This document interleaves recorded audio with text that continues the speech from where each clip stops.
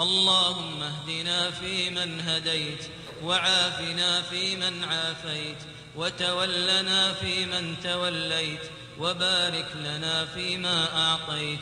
واصرف عنا برحمتك شر ما قضيت، إنك تقضي ولا يقضى عليك،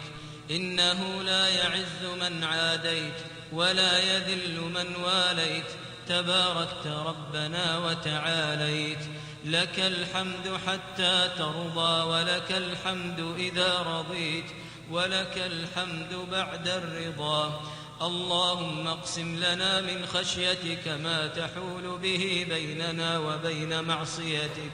ومن طاعتك ما تبلغنا به جنتك، ومن اليقين ما تهون به علينا مصائب الدنيا، ومتعنا اللهم بأسماعنا وأبصارنا وقواتنا أبدا ما بقيتنا، واجعله الوارث منا، واجعل ثأرنا على من ظلمنا، وانصرنا على من عادانا، وانصرنا على من عادانا، ولا تجعل مصيبتنا في ديننا، ولا تجعل الدنيا أكبر همنا، ولا مبلغ علمنا، ولا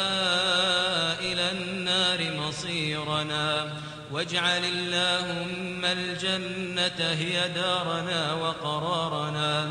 برحمتك يا أرحم الراحمين.